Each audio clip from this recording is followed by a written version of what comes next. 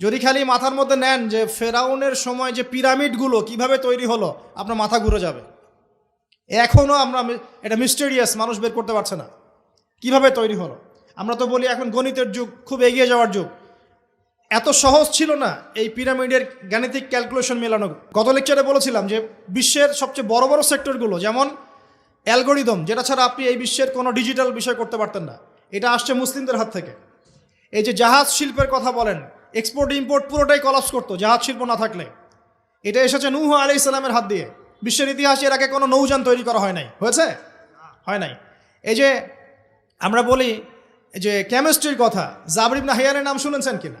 কেমিস্ট্রির যে পর্যায় সারণীর মূল তত্ত্ব তিনি দিয়েছেন। ভূগোল, এই ভূগোলের জিওগ্রাফিক্যাল ম্যাপসগুলো মুসলিমরা দিয়েছে। মেডিকেল সায়েন্সের কথা বলেন, ইবনে সিনার বইগুলো পড়ে দেখেন, ওগুলো ছিল বেসিক বই। আপনি পাটিগণিতের কথা বলেন, বীজগণিতের কথা বলেন, সবগুলো তাদের। এই যে আমাদের অ্যাস্ট্রোনমি, জ্যোতির্বিদ্যা, এগুলো মুসলিমদের হাতে। বিশ্বের এমন কোনো সেক্টর নাই জ্ঞানের, ফিলোসফি। এই যে আপনি রাজি রাহিমাউল্লাহ তার বইগুলো পড়ে দেখেন, ইমাম গাজ্জালির বইগুলো পড়ে দেখেন, ফিলোসফির মূল থটসগুলো তারা দিয়েছিলেন। এখন কি হয়েছে, এগুলোকে সরিয়ে দিয়ে আমরা পশ্চিমা দর্শনগুলো চর্চা করি যেহেতু, আর সবাইকে গিলানো হচ্ছে এগুলোই সভ্যতা, এর বাইরে কোনো সভ্যতাই ছিল না। যে সভ্যতা এখনো ছেলে ছেলেতে বিয়ে করে, এরা মানুষকে সভ্য বানাতে চায়। দুর্ভাগ্য এখানে, ওরা এখনো ছেলে ছেলে বিয়ে করে এবং বলে যে এটা হচ্ছে বাক স্বাধীনতা, ব্যক্তি স্বাধীনতা, ব্যক্তি স্বাধীনতা। তো যে কওমে লুতকে এই সমকামিতার কারণে আল্লাহ পাক মাটিটা উপরে তুলে আবার ধসিয়ে দিলেন, ওখান থেকে আমাকে এখন মানবতার শিক্ষা শিখতে হচ্ছে। এরা মানবতার ধ্বজাধারী হয়ে আছে এখন, যাদের হাতে সারা বিশ্বের হাজার হাজার না লক্ষ লক্ষ মানুষের রক্ত লেগে আছে, রক্ত, ব্লাড। এবং এই ব্লাডগুলো ইনোসেন্ট মানুষের ব্লাড, নিষ্পাপ মানুষের ব্লাড, নিষ্পাপ শিশুদের ব্লাড লেগে আছে। ওদের কাছে আমাদের শিখতে হচ্ছে এখন যে মানবতা কাকে বলে। এর চেয়ে দুঃখের আর কি আছে মুসলিমদের জন্য? যারা সারা বিশ্বে সুদ খাওয়াচ্ছে মানুষকে, ওদের কাছে শিখতে হচ্ছে যে অর্থনীতির প্রোগ্রেস কেমন করে হবে। কথা বুঝতে পারেন না হয়তো, বুঝবেন ইনশাল্লাহ একদিন। তো আসলে বিষয়টা এমন না, বিষয়টা হচ্ছে যে ইসলাম আল্লাহ পাক দিয়েছেন প্রাচীন কাল থেকেই, এবং আধুনিক পর্যন্ত ইসলাম আছে। এর বাইরে কিছু মতবাদগুলো চলছে, এগুলোকে আমরা ইসলামের সাথে গুলিয়ে ফেলেছি আর কি। কারণ এগুলোর বাহ্যিক চাকচিক্য আছে, দেখে মনে হয় যে বস্তুবাদী সভ্যতা, mills and factories and finance, economic sector অনেক স্ট্রং, অনেক মিলিটারি পাওয়ার, পারমাণবিক ওয়েপন্স, এগুলো দেখলে মানুষের চোখ ধাঁধিয়ে যায়, মনে হয় যে বাপরে বাপ কি একটা অবস্থা, তাই না? এটা বিগত জাস্ট 200 বছরের হিস্ট্রি। এর আগ পর্যন্ত আপনি যা দেখবেন সবই ইসলাম। লাস্ট 200 বছরে কি হয়েছে? লাস্ট 200 বছরে আমরা আমাদের খিলাফা হারিয়ে ফেলেছি। মুসলিম যুবকরা নামাজ ছেড়ে দিয়েছে, সুন্নত ছেড়ে দিয়েছে, কোরআন থেকে আমরা দূরে সরে আসছি। ইসলামের দায়িত্ব দিয়ে দিয়েছি শুধু আলেম ওলামার কাঁধে, তারাই ইসলাম পালন করবে, আমরা এর মধ্যে নাই। ঠিক আছে? আমাদের মা বোনরা পর্দা ছেড়ে দিয়েছে, হাজরার মতো স্ত্রী নাই ঘরে, ইসমাইলের মতো সন্তান হচ্ছে না, ইব্রাহিমের মতো পিতা নাই, সন্তান হচ্ছে না। বস্তুবাদী, সারা জীবন দুনিয়া নিয়ে ব্যস্ত, বাড়ি গাড়ি, টাকা করে, স্ট্যাটাস, দ্যাটস অল। আমাদের এখন চিন্তা ভাবনা এরকম। যুবকরা দেখবেন যে ফিফা টিফা নিয়ে পড়ে আছে, নেইমার মেসি নিয়ে পড়ে আছে। ওদের চিন্তাই নাই যে আল্লাহ পাক যে তাকে পৃথিবীতে পাঠিয়েছেন দিনটা প্রচার প্রসার প্রতিষ্ঠা করার জন্য, ফিকিরই নাই। তো কেন হবে না আমাদের অবস্থা এখন এমন, সেটা বলে না। কত পার্সেন্ট মানুষ দেখাবেন নামাজ পড়ে 5 ওয়াক্ত? কত পার্সেন্ট মুসলিম দেখাবেন যে কোরআনটা বিশুদ্ধ করে তেলাওয়াত করতে পারে? যে জাতি কোরআন তেলাওয়াত করতে পারে না, ওই জাতি বিজয় পাবে নাকি? একটা বই লিখে আছে, একটা কমন মানে একটা ফেস, অনেক বই দেখেছি, একটা বই দেখলাম সেদিন যে অমুসলিমদের ব্যাপারে বলা হচ্ছে তারা হচ্ছে একটা ওর্স্ট জিনিস, মানে যেটা একটা খারাপ জিনিস, এর সফল প্রচারক।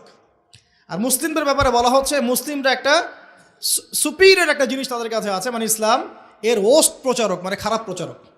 মানে বোঝাচ্ছে যে ইসলাম আমাদের কাছে আছে না, সবচেয়ে পিওর একটা জিনিস, এই পিওর জিনিসটার সবচেয়ে খারাপ প্রচারক আমরা। আর ওদের কাছে আছে নোংরা জিনিস, ওই নোংরা জিনিসগুলো সেরা প্রচারক ওরা। উল্টা, আমি বুঝতে পারছি না মনে হয়। যত মতাদর্শ প্রচার করছে বস্তা পচা দর্শন, সব বস্তা পচা দর্শন, কিন্তু ওগুলোর খুব সফল প্রচারক তারা। আর আমাদের কাছে কোরআন সুন্নাহ আছে না, অভ্রান্ত সত্যের উৎস, আমরা এগুলোর প্রতিষ্ঠায় কিন্তু ততটা অগ্রগতি সাধন করতে পারি নাই। বাস্তব কথা, যা হচ্ছে এটা প্রয়োজনের তুলনায় নিতান্তই কম। যেদিন প্রয়োজন পূরণ হবে সেদিন ইনশাআল্লাহ অটোমেটিকলি আল্লাহ পাকের জমিনে দিন প্রতিষ্ঠা হয়ে যাবে ইনশাআল্লাহ। আর দিন প্রচার আর প্রতিষ্ঠা এক জিনিস নয়।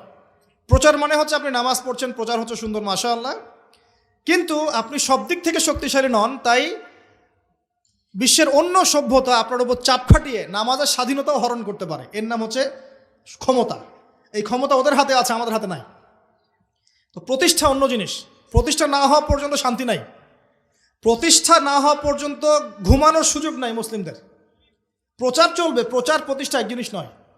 প্রতিষ্ঠা না হওয়া পর্যন্ত হাল ছাড়া যাবে না ইনশাআল্লাহ তাআলা। যখন প্রতিষ্ঠা হবে তখন আপনি সুকুনের সাথে ঘুমাতে পারবেন। যতক্ষণ পর্যন্ত প্রতিষ্ঠা হয় নাই সমস্যা আছে। যতটুকু চলছে এটাও থাকবে না, এমনও হতে পারে, আল্লাহ না করুক। এখন আসেন, আমরা জানলাম যে ইসলাম চিরায়তকাল থেকে ছিল। নবী সাল্লাল্লাহু আলাইহি ওয়াসাল্লাম তাহলে কি করলেন? তিনি কি নতুন কোনো শরীয়ত নিয়ে আসলেন? হ্যাঁ, তিনি শরীয়ত নিয়ে এসেছেন ঠিকই, কিন্তু তিনি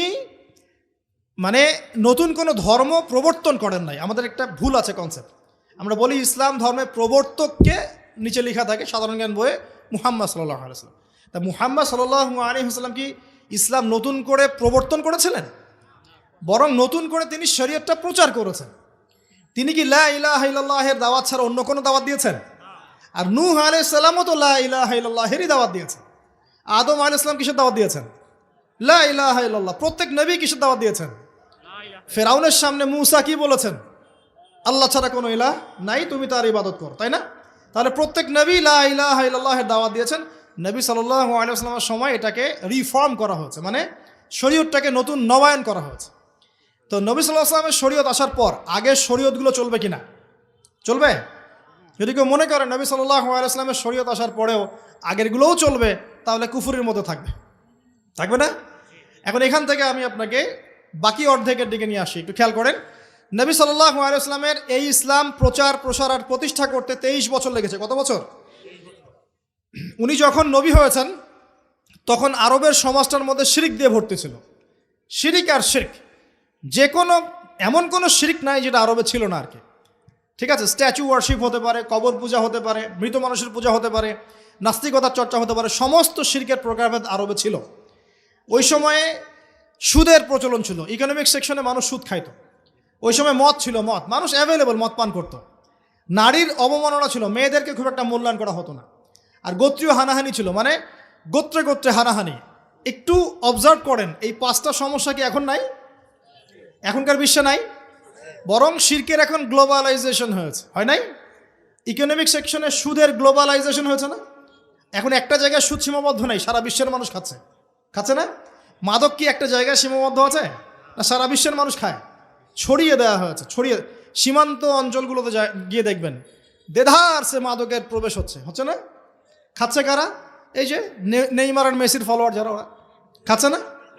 খাচ্ছে। এরা কি মুসলিম না মুসলিম? এদের বাবা মুসলিম না মুসলিম? তাহলে গরুর গোশত খেলেই যদি মুসলিম হয়, আর নাম আব্দুর রহমান হলেই যদি মুসলিম হওয়া যায়, তাহলে আবু জেহেলও মুসলিম ছিল।